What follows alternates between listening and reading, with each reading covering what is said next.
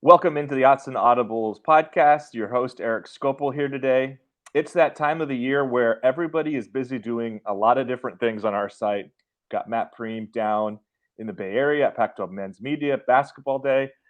We've got who was supposed to be the fill-in on this podcast, Jared Mack, at a fall baseball, I should say, scrimmage of some kind. And so it's just me here, but I do have a guest because it is that day of the week where we have on a guest from a rival program. And this week, Oregon plays California in Berkeley. And we've got Jackson Moore of Bear Territory with us to preview this game. Jackson, before I even let you speak, I want to kind of credit you for being, I think, our most used guest on the history of this podcast. You wear, and you got the 24/7 sports hat on. You've got, how many hats do you wear at this point in terms of how many schools are you covering? Because it always boggles my mind. I feel like every time we talk, you've added another school. And we should note we had you on this podcast like 3 weeks ago for the Stanford game. Have you added any new beats since I talked to you last?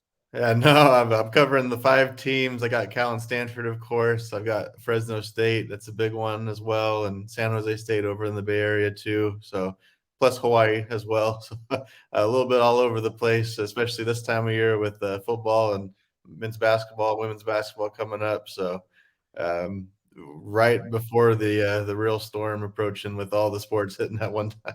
Yeah, we were talking before we started. Today was one of those days where I was running around town between Matthew Knight Arena for women's basketball practice, back over to the HDC for football practice and football interviews. It is that time of the year, and as I said to open, we are very much spread out right now. But it's the fun part because we've got football, we've got basketball to talk about, and today we have, I think, a very interesting football game to talk about here. Um, Number 8 Oregon on a really hot streak here, going against a Cal team that isn't on a good streak right now. They've lost 3 straight, kind of 2 programs going, 2 ships going in different directions, I guess, if you will. Let's just start with this of, like, I was really impressed with the way the season started for Cal. They won a couple of non-conference games. They almost beat Notre Dame in South Bend. They kind of blew out Arizona, and yet the last 3 weeks haven't been pretty, including a loss to Colorado.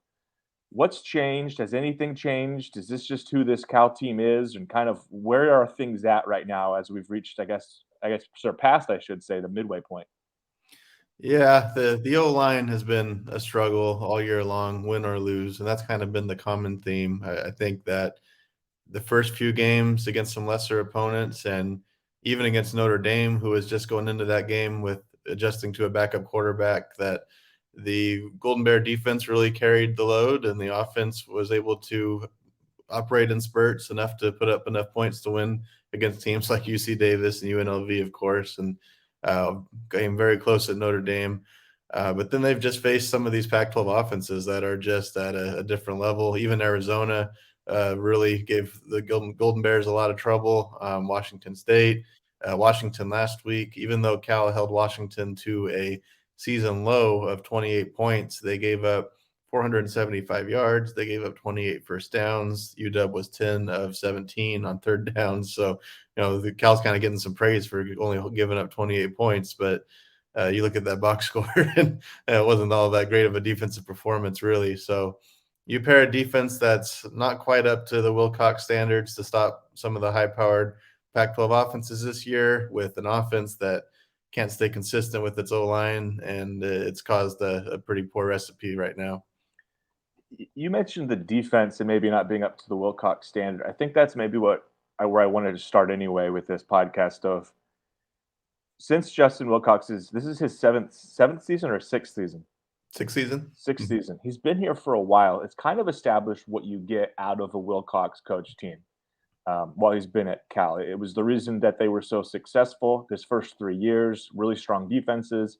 I think back to some of those, I think 2018 and even 19, some of the defenses and the defensive backfields, you had all sorts of NFL caliber players there.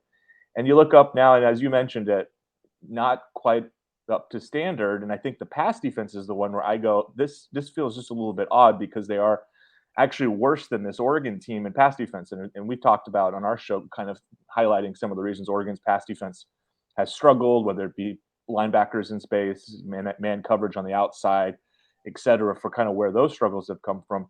what kind of gives with this Cal defense, especially maybe in the back end or just in terms of defending the pass? Because I think when you talk about Cal under Wilcox, it has been, well, you're at least going to have a strong defense that doesn't give up the big play, that doesn't give up a lot of passing yards. And it seems like this Cal team maybe gives up at least more yards and passes downfield than what you're accustomed to. Yeah, I think, personnel wise, they don't seem to be ill equipped there. The only sixth year senior on the team that's not a transfer is Daniel Scott. He's a team captain. He's starting at safety. And they had two players in the secondary who were basically missed all of last season and were really a downfall for last year's team, with Craig Woodson at safety and Colin Gamble at nickelback. Both of those guys are back. Lumagia Hearns has missed the last game and a half, but he's been there for most of the season, might be there on Saturday as well. He's the top corner. They really only have one hole, and it hasn't been a glaring spot for them either. I think the biggest issue has been more up front with the pass rush. They're just giving up too much time against opposing quarterbacks, and eventually the secondary breaks down and they give up those plays. Cal has gone away from the traditional 3-4 to more of a 2-4-5 nickel. They're not very well set up on the D line, and really probably the two best players in the trenches have not been available for most of the season. Brett Johnson, who was really the only star, experienced kind of guy on the D line, suffered a second straight season-ending injury before ever playing a game for this year. And then UCLA grad transfer Odua Isabar as well. He's went out for the second week. They're still trying to hope that he comes back. So, I mean, realistically, those are probably the two guys that might have had the most talent on the line of scrimmage that they don't have. And the rest of the D-line, outside linebacker unit is not particularly strong. Ricky Correa is a big nose tackle that stepped in well. Xavier Carlton, transfer from Utah, has been pretty solid, but I mean, they're playing a lot of guys at those positions, and not a lot of them have much experience or much of a successful resume under them yet. So it's been, I think, more of what's happening in the trenches than per se the talent in the secondary. And I think one thing I should note just for listeners about some of the past defensive stats, you have to acknowledge the offenses, and you kind of did earlier, that Cal has faced. They faced Washington, number one in the Pac 12, one of the best nationally throwing the football. They faced Arizona, number two in the conference in throwing the football. Washington State is fifth. We all kind of, I think, Oregon, they faced Washington State. We saw what Cam Ward could do in that game. There's kind of an understanding. Colorado is dead last, and that was a game where I don't know. That was probably not a. I don't think there's much from that game you know how to take away from it. I know certainly I don't. Of just like it's a pretty bad Colorado team. I don't know how that was 20-13 in their favor. We can maybe get to that in a moment, but I just think that maybe needs to be at least included in the discussion of okay, these past stats aren't great, but you look at some of the offenses they've faced, pretty prolific pass first offenses. But Oregon's can be that as well, and I think that's where maybe if you're kind of watching this game from an Oregon viewpoint, which our listeners certainly will be, you kind of going, okay, could this be a big Bo Nix game? Could this be a big Troy Franklin game, throwing the ball down the field? Okay, and just like let's actually talk about the Colorado game because I'll be honest, like it wasn't on my radar that Cal would lose that game. I know they had a little bit of a hiccup late against Washington State, but that game was winnable. It was winnable against Notre Dame. Obviously, the Colorado game in Boulder goes to overtime, but this is a really bad Colorado team that I think this consensus was might not win a game in conference play after they had to make a coaching change. Kind of what down there? Like how did Cal lose that game? Like did it feel like did the ball not bounce their way? Did they just not play well? Did Colorado play are we underselling what Colorado is? Like what was your kind of read on that one? Yeah, I would say maybe the biggest factor is, from my point of view, is that I'm not sure exactly what it was at CU, but it was like parent weekend or I don't know, some sort of homecoming. I don't know. The stadium was full. It was 0-5 Colorado, and the stadium was sold out, and it was loud. And you typically you anticipate you go into an 0-5 team, and there's going to be no one there. And every time the Buffaloes made one of their very few big plays over the course of regulation, it felt like they were at any of the bigger stadiums in the conference, and the momentum swung more than you would anticipate a game like that having. But the real breakdown, which has been Cal's problem all year, has been on the O line. Colorado has a couple of guys up front that made life difficult for the Golden Bears. They couldn't run, they couldn't establish the pass, and then towards the end of the game, they just had a handful of plays all go the wrong way for them that really turned the game. Colorado was able to force overtime, and then you even look at overtime, the game-winning score that ended up being the game-winning score was ruled incomplete. And then they review it. It turns out to be a touchdown on just a ridiculous catch. And then Cal, which would have had the game-tying touchdown, ball pop Mhm. gets knocked right out of his hands. I mean, if you would have just stopped those plays right at the point of when the ball hit the hands and what the announcers were saying, then you would have thought Cal would have won that game.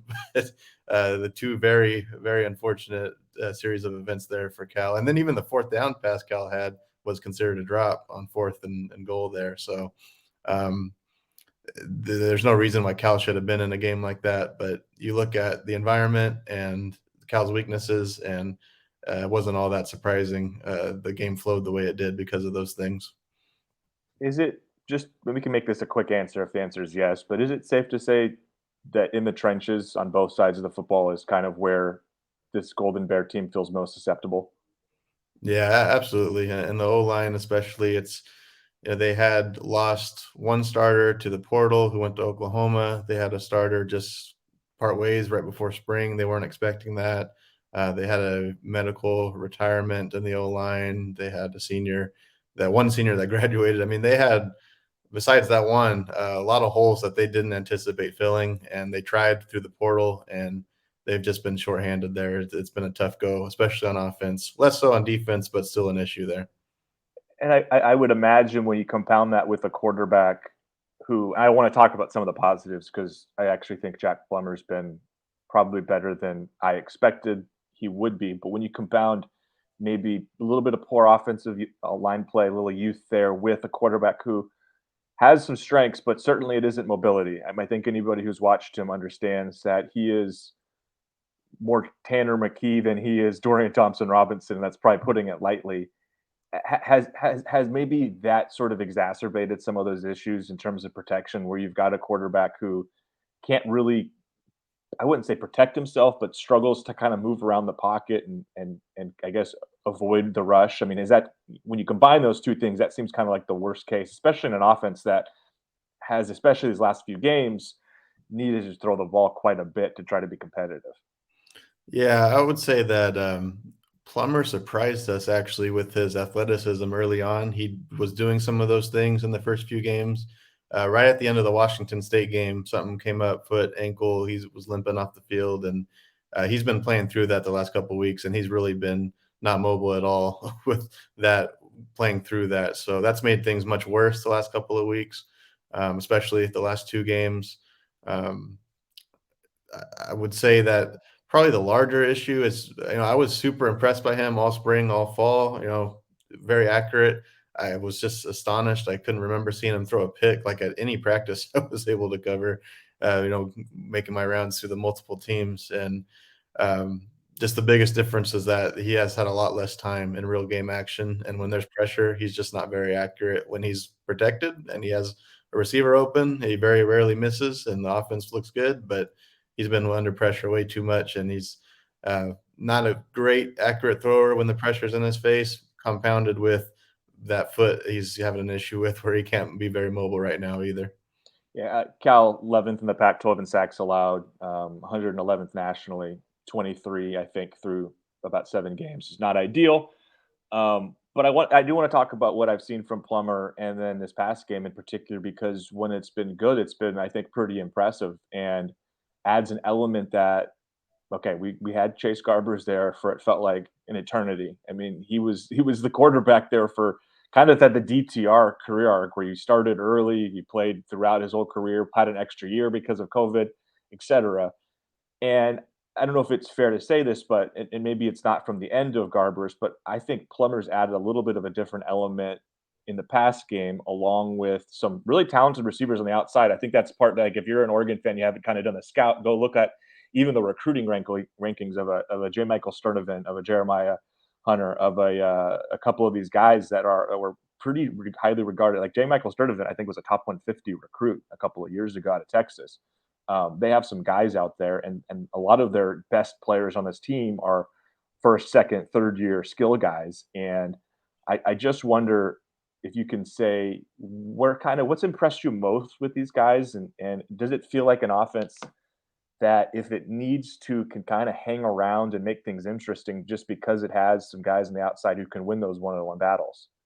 Yeah, that's been a little bit of the wild part is that basically every quarterback, running back, receiver, tight end from last year is pretty much gone. Every significant one that started or accumulated most of the stats, and they've been replaced by much younger but much more perceived talented players in their spots. I mean, a lot of 3 stars and JUCOs and guys that were playing last year or that were seniors are now 4-star freshmen and sophomores and or redshirt freshmen. I mean, the starting running back, 2 receivers, tight end are all 4-star guys, which is a bit of a change of pace for Cal. They haven't had that kind of talent equipped on offense to this point with Wilcox, so that's been a Yeah. big boost. And Sturdivant and Hunter, especially, they're getting like 10, 11 targets a game. They'll just look for those 2 guys pretty much all game long. They've missed Hunter a lot the last game and a half or so, and they're hoping to have him back Saturday. But those 2 guys, especially in the passing game, paired with Jaden Ott, who's a home run threat just about any time. Hasn't happened as much the last game or two, but he's got that ability when the opportunity arises. And you see flashes of this offense where they're accomplishing things that offensive coordinator Bill Musgrave has installed and what they're trying to do. It's just been real inconsistent, and that's where you see, even last week they put up 21 points in the second half, but they had a whole half where they didn't score 1 point, and you get a little bit of both of those things, and it kind of goes as the way the O line goes. Are they optimistic in Hunter this week? I know he missed last game, and I think you said a little bit of the Colorado game. What's the outlook there? Yeah, he suited up last week but never entered the game, so they're thinking he might be ready to go this time around. Okay.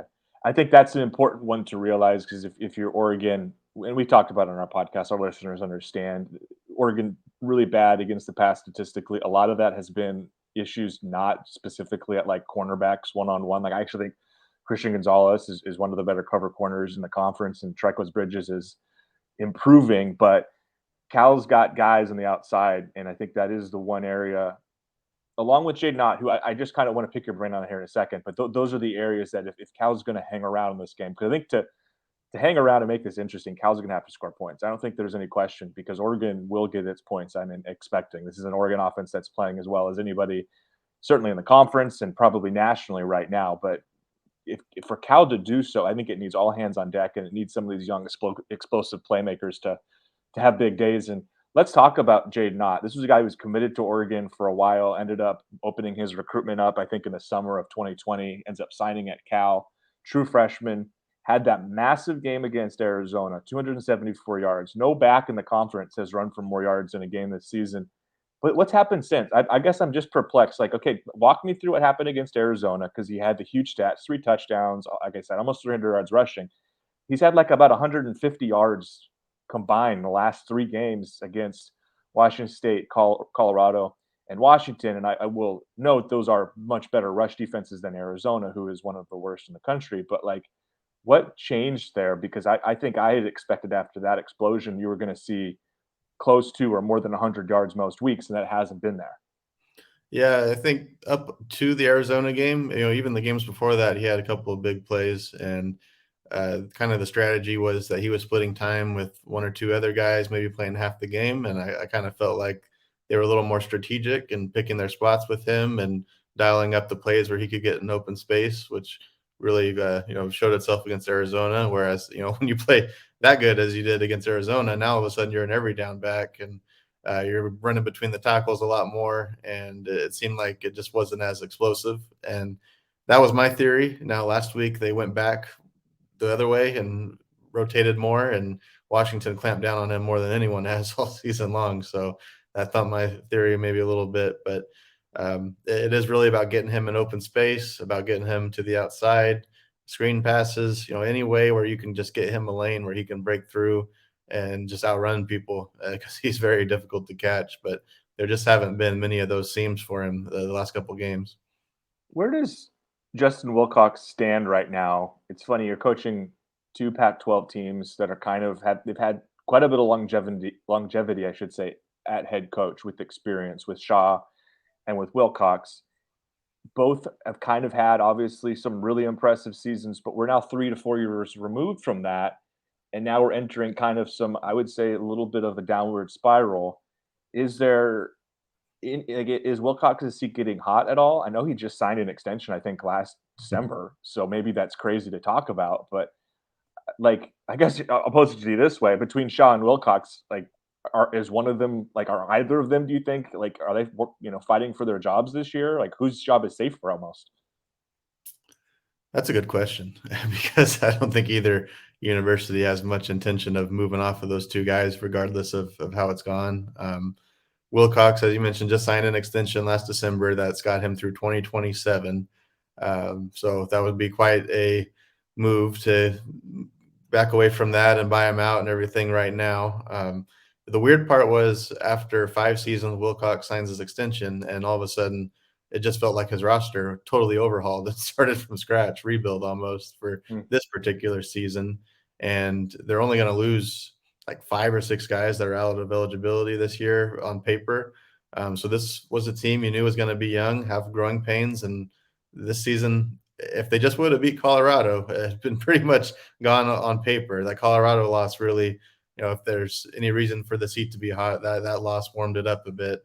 That was the one game they couldn't afford to drop. But um, other than that, I don't think there's a whole lot of pressure there. But you have to also consider that they haven't had a winning season since 2019, and you're getting farther and farther away from that the more that this rebuild goes on. So I don't see him having any problem coming back next year, but they really do need to turn a corner. They're going to have an older team next year, pretty much everyone back with a year under their belt. So if they don't make something happen next season, maybe something happens there, or if they got to ramp up this process.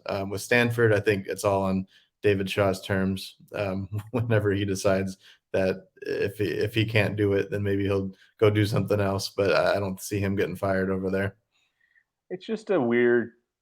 It's just kind of weird in the Bay Area with these programs right now because I've been around enough, long enough, watching these schools to when I remembered when there was pretty strong fan turnout and interest. And you turn on either of these teams' games now, and it looks like the stadiums aren't very well attended. Stanford, I think, is giving away like free. You can just walk in now, apparently, in Stanford and watch a football game. Am I reading that right, Jackson? Is that the new thing? So it's a free trial. You can pledge for 2023 season tickets, test out the seats this year for the last 2 games, and then if you don't like it, you can cancel. It's I've never heard. Have you heard of? I've never seen that before. I thought that was interesting. And I guess my larger point is I just this is a weird time in the conference, obviously, with realignment and Cal and Stanford, along with Oregon and Washington, are programs that have been talked about as possibly being courted by the Big Ten, joining USC and UCLA in kind of like a Western pod. It feels like you'd like to see more interest from these fan bases to try to accomplish like to prove the fact that like you're deserving of staying with the major conferences or being among them.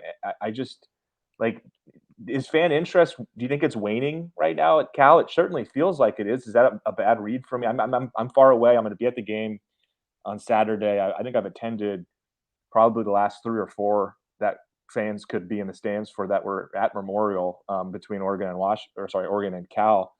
It feels like every time I'm out there, it's just a little bit more sparsely attended. Is that a fair read, or am I kind of mischaracterizing it? They did announce they're about 35,000 against Washington last weekend, and of course that number is certainly inflated, but I don't think it was by a terribly large amount. We saw even last year where Cal had some rough parts in that season, and it was super duper empty. So, at least more people were interested last weekend for Washington coming to town than sometimes even as recently as last season. It's pretty big stadium for Cal, so it's going to look empty. They've tried to remodel some of the end zones for like party sections and stuff to alleviate some of that. But if they ever had some momentum going and a needle moving team, it might not take a whole lot of effort to really see a resurgence there. Whereas, Stanford is, I think, a bit of a different issue. I mean, you're so far removed from being top 10 type of teams that was drawing big crowds not too long ago. And then you also look at those two teams. I mean, what other Power Five markets are you going to have losing teams for 3 or 4 years where you don't make a coaching change, where at least that you get excited, about a new regime and stuff, and you get optimistic. Whereas both of these programs have been staying the course and they haven't really had a turning point in a while. So, um, yeah, it'll be interesting to see if anything does start to move the needle for any of those programs. Doesn't seem like it's going to happen before the end of this year, at least. Is there? Would you say you think this game will be fairly well attended? Like you said, 35,000 was reported against Washington. This is a top 10 Oregon team. I know Washington is obviously another program in the conference that quote unquote moves the needle in terms of a visiting opponent. But like, are you expecting to see a pretty good sized crowd for this one, or kind of what's the outlook for this? Is there a lot of enthusiasm, I guess, down there? Well, not a lot of enthusiasm for Cal right now, but the opponent I think will draw, and having a top 10 team in town and having a 12:30 kickoff, I think it won't look much different compared to a lot of the games this season. I would expect, even though the morale is at a bit of a low right now. Last couple before we let you go, Jackson. Appreciate your time. Um, when you look at this Cal team, and I think it's interesting because I was thinking before the show of when Oregon was about to play Arizona, it was like, wow, here's this exciting skill talent, throw the ball, this quarterback that can do a lot of things. Well, Cal beat that Arizona team kind of handedly. But I don't know if it's just because Cal kind of lacks a little that flash. But I think this matchup is sort of it hasn't been one that's really enthused Oregon's fan base in terms of kind of previewing it. You read our message boards, there's a lot of confidence, and part of that is Oregon against Arizona. You were still kind of uncertain about what they were, and they've since now beaten the top 10 UCLA team pretty handily. Like when you look at this Cal team, does it feel like a team that maybe is being overlooked, or is the fact that they've lost three straight games and dealing with some injuries and they've got some pretty glaring holes in the trenches? Is it fair to say that they are like the 17 points feels like a lot of points between what's been a really competitive rivalry? The last three games we should note have been like one score games. Does that 17 points feel apt to you? Does that feel unfair at all? I'm just curious in kind of how you're perceiving this matchup. Yeah, I think it's fair. When we did this similar talk before Stanford, I went into that game, as bad as the Cardinal looked, it was like, well, if they ever played a complete game with their talent level, they could pull off a win. And they did that at Notre Dame, albeit not a top 10 team when they saw them. But I mean, Right. they were 17-point underdogs there and they pulled off that win. Whereas I look at Cal and I just don't see the infrastructure to expect, even with an A game, for them to pull off this type of a win. I just think the issues on the O line and the D line, especially, and even outside linebacker, are so prevalent that it's going to be tough to pull it off for 4 quarters. I mean, Cal does go on spurts on both sides of the ball, and maybe if they win the turnover battle and have a few things bounce their way, they could pull it off. But it's going to take more than just an A game, I think, from Cal, and more than the lines just blowing out their projection from what you expect to what they would actually do. It's going to take a few lucky bounces, I think, for them to win a game like this. Well, Jackson, I think the next question and the last one I had was the three things Cal must do to win. You just kind of answered almost all of them in your last answer. You said it's turnovers, it's line play, it's playing an A game. Is there any other keys or any matchups that you look at with this one? You go for Cal to be successful, this or that has to happen, or this player against this player has to play well, or this position group against that position group has to play really well. Is there any other things that we're missing with this one? Maybe just the receiver cornerback battles. I mean, Hunter and Sturdivant are both guys where when Plummer has time, he usually finds them and then they move the ball. It's just been a little too inconsistent and a little too rare when those times have happened. But if for some reason Cal's O-line takes a step forward and they can execute more of their offense, I mean, those two guys will have 10 plus targets and 8 or 9 catches if the game goes the way they want it to. And I mean, that could be enough to put some points on the board, maybe more so than we would anticipate. I'm expecting this game to be maybe a little more high scoring than what Cal's used to, based upon, or not what they're used to, but what they're kind of been up for recently. Oregon's offense has really been clicking on all cylinders. I'll be curious to see if Cal can hang around. Jackson, that's all we had for you on this show. I appreciate you coming on, buddy. For those listening, we'll have our preview show on Friday. Matt will be back. Jared will be back. The whole crew before we head down to Berkeley, where Matt and I will be to cover this game on site at Memorial Stadium. 12:30 kick. Fox Sports 1 for the TV aspect of things, and on obviously Saturday evening sometime we'll have a reaction podcast up on this feed as well. So. For Eric Skopil, thanking Jackson Moore for being here again. And boy, we won't see you again for another year, and then we'll have to do this again 2 or 3 more times, depending upon. We have Hawaii next year, so it will be 3 times. Oh, there you go. There we go. We'll be doing this a lot more again. Appreciate your time, buddy, and talk to you later, folks. Yeah, thanks for having me.